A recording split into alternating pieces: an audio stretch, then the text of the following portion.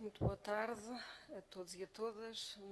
Em nome do Sr. Presidente, cumprimento todos os presentes e os que assistem à distância. Muito rapidamente, os comentários relativamente aos assuntos que aqui foram abordados.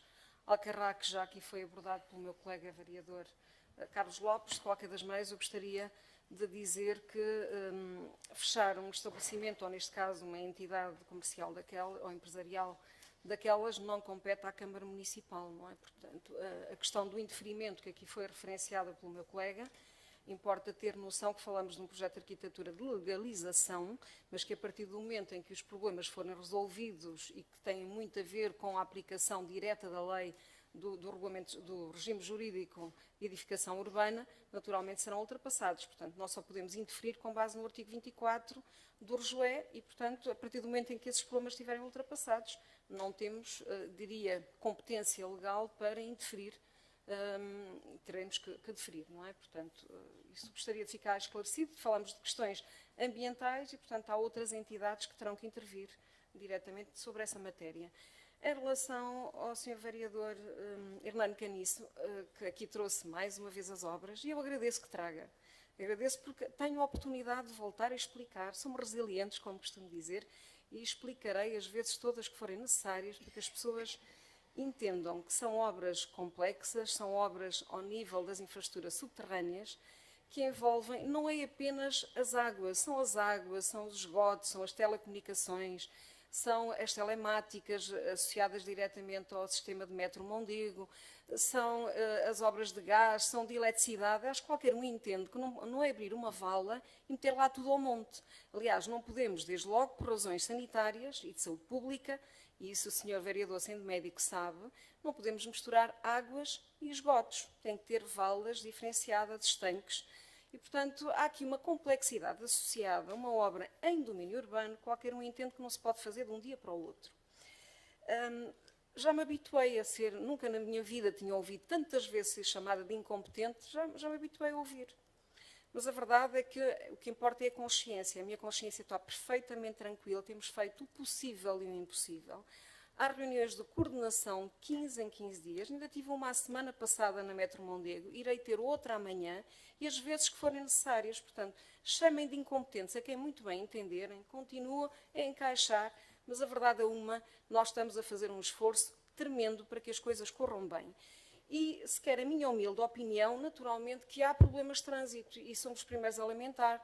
Era preferível que não houvesse, mas é impossível fazer estas obras sem qualquer perturbação no trânsito. Acho que qualquer um entende. Eu estou farta daqui focar. Farta não, volto a focar. Qualquer obra em nossa casa exige perturbações brutais, não deixamos de as fazer. É isso que estamos a fazer na cidade. Perturbações, enfim, são inevitáveis. Como eu disse, temos que aprender a viver com elas. Nós não trabalhamos para o voto, Sr. Vereador, nós trabalhamos aqui para as pessoas. E as pessoas são gratas por isso. Assim, pelos vistos, chegam-lhe queixas, é normal, a mim também me chegam algumas, mas também me chegam elogios. E também me chegam forças, ou melhor, diria, comentários de força, de gratidão e de força para não desistir, porque a cidade precisa destas obras. E acho que é nisso que temos que nos agarrar, e é isso que eu tenho pedido a todos, alguma resiliência, naturalmente, compreensão, porque ninguém está aqui a sonegar que há problemas de trânsito. Mas também é importante ir ao Porto e a Lisboa, que estão a passar igualmente por obras do metro, e embora não tenham esta dimensão, porque não abrangem toda a cidade, e vão ver o que é que são filas de espera. Portanto, enfim, não há nada a fazer, a não ser gerir da melhor maneira. O que eu vejo aqui, e veio focar a situação da Polícia Municipal. A Polícia Municipal está efetivamente no local. A gestão do trânsito, como disse, é responsabilidade da Câmara Municipal. Mas qual é a solução? A cada vez que nos pedem para abrir uma nova frente de trabalho e nós percebemos porquê, e já lhe explico também porquê, a nossa posição é, se quiser, não abrem e não se faz a obra, ou então protela-se no tempo a obra. Não é essa a nossa posição, nós temos que fazer a obra o mais rápido possível. E, portanto, por vezes, as novas frentes de trabalho são indispensáveis. Eu dou-lhe um exemplo. Não só os achares arqueológicos, que, como sabem, em Coimbra somos bastante ricos, e ainda bem, pela nossa história e memória, temos muitos achados arqueológicos que obrigam a parar frentes de trabalho, mas por vezes, e também há muitos imprevistos nas próprias infraestruturas subterrâneas. Quando se vai abrir, aparecem valas e outro tipo de infraestruturas que não se tão pouco imaginava que ali pudessem estar. Há muita vala que tem que ser aberta à mão. Como é que se ultrapassa tudo isto? Vamos parar equipamentos? Vocês têm a noção quanto é que custa a paragem de um equipamento específico só porque não queremos deixar abrir uma nova frente de trabalho? É importante ter noção disto. Quais são os valores de indemnização que é preciso pagar ao empreiteiro porque tem que parar ou não poder gerir da melhor maneira os seus recursos humanos e os equipamentos. É disto tudo que falamos. Não estamos aqui a brincar. Não há assim tanta incompetência. Não há incompetência, aliás. E depois lidar com os empreiteiros e com as suas dificuldades que têm atualmente, como também é público e é transversal a todo o país, seja da angariação de mão de obra, seja na aquisição de materiais, isso é uma realidade. É preciso lidar com tudo isto e saber gerir da melhor maneira. Eu não vou relembrar o Sr. Vereador que quem aprovou o projeto, com os seus aspectos bons, que vocês tanto gostam de enaltecer, e eu sou a primeira a fazê-lo, mas também pelo lado mau, que também o faço, naturalmente, foram vocês. Foi o seu executivo. E, portanto, o cronograma de trabalho já vem de trás. E tem um cronograma, ou seja, há aqui um período de execução que tem que ser salvaguardado, tem que ser garantido. Se não for, e principalmente por responsabilidade direta da Câmara Municipal, eu pergunto quem é que paga as indemnizações. E falamos de centenas de milhares de euros por mês em cada uma das frentes. Temos 3 empreitadas com várias frentes, naturalmente, porque não é possível trabalhar de outra maneira para cumprir esses mesmos cronogramas. Como disse, a Câmara Municipal pode usar a Polícia Municipal, temos estado a fazê-lo e tem estado a fazer um bom trabalho, na medida do possível e das limitações, sendo que as condições climáticas nos últimos tempos também não têm ajudado, naturalmente, e basta haver mau tempo para que os problemas de trânsito venham ao de cima. Quero desde já dizer que os semáforos não são solução. Aliás, o próprio empreiteiro veio sugerir num ponto ou outro. Poderia funcionar em plena hora de ponta, mas é o que está a fazer a polícia. Porque semáforos de tempos fixos, eu tinha todo o gosto em lhe explicar isto com cuidado, para que possa entender, não funcionam. Perdemos capacidade relativamente a um agente policial. O agente policial vê em cada momento a necessidade e ajusta os tempos que dá de passagem a cada movimento crítico. O caso de um semáforo, estes semáforos de obra funcionam sempre da mesma maneira, portanto, aquilo que designamos de semáforos a tempos fixos. O que quer dizer que só iam agravar a situação. Não é a solução. É a solução, por exemplo, aqui na Olímpio Nicolau Fernandes, porque não podemos ter um polícia a ver as duas pontas da obra em simultâneo. Portanto, não há outra solução senão recorrer a semáforos. Mas mesmo assim, os tempos de limpeza fazem perder fluidez.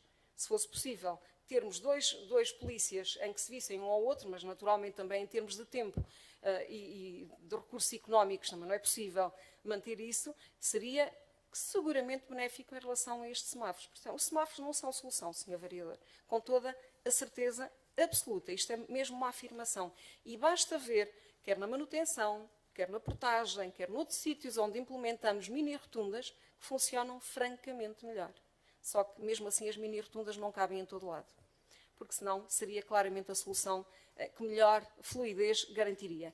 Mas isto para vos dizer que nós estudamos ao pormenor cada condicionalismo de trânsito e falamos com as várias entidades que aqui referiu, desde a Proteção Civil, ao INEM, todos são envolvidos, bombeiros, a polícia.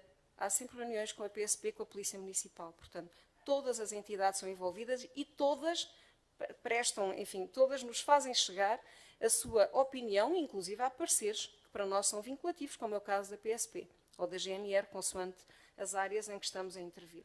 Portanto, continuo a chamar de incompetentes, sinceramente não me interessa, o que me interessa, como disse e repito, é a minha consciência que temos feito melhor, e falo por mim e falo por toda a equipa técnica que me acompanha, nomeadamente o Departamento de Espaço Público e a Divisão de Mobilidade Urbana, que estão sempre à frente, inclusive também os SMUTUC, que são naturalmente envolvidos, porque por vezes estes condicionalismos obrigam à alteração de circuitos das carreiras dos SMUTUC. Portanto, tudo é feito com todo o cuidado, mas não há milagres, reafirmo, a perturbação infelizmente tem que existir. Mas estamos empenhados em executar a obra e garanto-lhe que no que depender da Câmara Municipal, os cronogramas serão respeitados. Então agora passaria à minha intervenção. Já agora, Celas é de facto uma grande preocupação, mas não fui eu que optei por uma solução de nível. Nós sempre defendemos o túnel, que teria perturbações a este nível de obra francamente menores, mas a seu tempo falaremos sobre essa matéria. Decorreu na última quarta-feira a ação denominada Parque Multimodal do Choupal, onde um grupo de cidadãos apresentou uma solução alternativa ao plano pormenor da Estação Intermodal de Coimbra. Abrir os planos e estudos em elaboração a debate e discussão pública é positivo e desejável, particularmente se as mesmas prezarem por ações construtivas e realistas. Por isso o temos feito. Desde que se iniciou este processo, que a Câmara Municipal tem vindo a apresentar a evolução das soluções desenvolvidas e promovido vários momentos de discussão pública, tendo-se ainda disponibilizado para participar em todos os debates promovidos por outras entidades e para as quais seja convidada. Debater publicamente diferentes visões sobre assuntos relevantes para a cidade é importante e essencial, mas, acima de tudo, Coimbra importa unir esforços e ser capaz de convergir construtivamente para uma solução realista e praticável, sem se perder em demagogias, utopias e populismos. Já no passado dia 4 de outubro de 2023, o CPC decidiu debater o plano da estação numa ação pública, sem envolver a Câmara Municipal no debate. A situação repete-se agora com mais um debate, onde a Câmara Municipal, responsável pela elaboração do plano pormenor e a quem devem ser dirigidas estas propostas, é arredada da discussão. É razão para questionar onde querem chegar estes movimentos com estas ações fechadas em si mesmo e apenas dirigidas aos meios de comunicação social, antecipando-se ao anunciado debate marcado para o próximo dia 15 de março. Há razão para perguntar porque é que os autores destas ideias nunca solicitaram uma reunião à Câmara Municipal ou até ao autor do plano, nem nos manifestaram qualquer intenção para discutirem soluções alternativas. Onde andavam, aliás, estes movimentos quando deixaram o Executivo PS aprovar o projeto de requalificação da estação de Coimbra B, que mais não era do que um simples lifting à estação atual, solução que inclusivamente inviabilizava a paragem da alta velocidade. Agora que se está a desenvolver um plano ambicioso que integra as funções de intermodalidade e a renovação urbana, envolvido num processo transparente e irrepreensível em termos de participação pública, em vez de se congratularem e ajudarem a construir a solução, vêm lançar ruído com pretensões não fundamentadas e abrir uma petição, como forma de atrasar e obstaculizar o processo, quando pouco ou nada acrescentam à solução em desenvolvimento.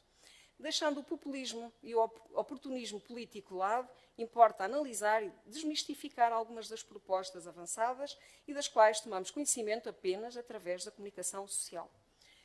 Os princípios subjacentes ao plano são, de forma geral, consensuais com a solução em desenvolvimento. A estação responde à função intermodal e é o elemento central ao desenvolvimento territorial da área adjacente. O plano promove usos multifuncionais, onde se destacam os serviços, comércio, start-ups, turismo e residencial. À preservação dos espaços verdes e da função agrícola, num espaço organizado e valorizado onde domina o verde. É proposta a criação de uma mancha verde entre a Mata do Choupal e a Rua do Padrão, de forma a criar um canal pedonal e ciclável entre a estação e a cidade, concentrando o tráfego motorizado na Rua do Padrão. Trata-se, mais uma vez, de um princípio consensual, considerando que o plano em desenvolvimento defende o eixo estação-Largo da Portagem através da zona ribeirinha, com um grande eixo de ligação, por modos suaves, num canal fortemente arborizado. Contudo, o estudo de tráfego, que está em desenvolvimento, aponta para fortes congestionamentos na Rua do Padrão, Casa do Sal, o que obrigou a manter a função rodoviária na Avenida Aemínio, de forma a distribuir os volumes de tráfego e a hierarquizar funções. Contudo, nada impede que, a prazo, esta via possa vir a ser eliminada, em função, naturalmente, da normal evolução da alteração modal. Em consenso com o município, também este movimento defende a demolição do viaduto do IC2 ao longo da Rua do Padrão e a reconversão deste espaço. A divergência centra-se na solução alternativa. O movimento defende o desvio do trânsito do IC2 para a rotunda da Fecoli, friso bem, para a rotunda da Fecoli, através de um túnel a ser construído sobre o Monte Formoso, enquanto que o plano prevê a construção de uma nova ponte a ligar o IC2 diretamente à variante sul a Coimbra, com passagem superior sobre o nó do Almeg. Sublinhe-se que este túnel era já uma proposta apresentada pelo Estudo de Tráfego no plano desenvolvido em 2010 para a estação intermodal, enquanto medida capaz de mitigar os congestionamentos no nó da Casa do Sal e, com isto, facilitar o acesso aos hospitais. Para além de ser uma solução muito cara, a verdade é que não resolve a ligação entre as duas margens. Por isso, em 2010, esta solução era complementada pela nova ponte sobre o Rio Mondego. Considerando o nível de congestionamento atual, quer da rotunda da Fecoli, quer do nó do Almeg, facilmente se depreende, e nem é preciso fazer estudos para isso, que o desvio de tráfego do IC2 e a consequente concentração deste tráfego nas duas interseções já saturadas apenas iria agravar a situação com graves consequências em termos de tempos de deslocação, em ligações interzonais, quer e, sobretudo, em emissões ambientais. Remeto esta discussão naturalmente para o próximo dia 15, mas relembro que a nova ponte do IC2, defendida pela Câmara Municipal, aproveitará o canal já atualmente ocupado pela ponte ferroviária, não havendo aqui lugar a impactos ambientais, muito mais significativos. Em complemento, este movimento defende a necessidade de concretizar a ligação da A13, a sul de Coimbra, à zona norte, de forma a criar uma circular regional e assim libertar o açude ponte para o trânsito urbano. Mais uma vez, de acordo em relação à continuidade da A13. Aliás, se há alguém que tem defendido a continuidade da A13, sou eu e o Sr. Presidente. Já o fizemos durante a oposição.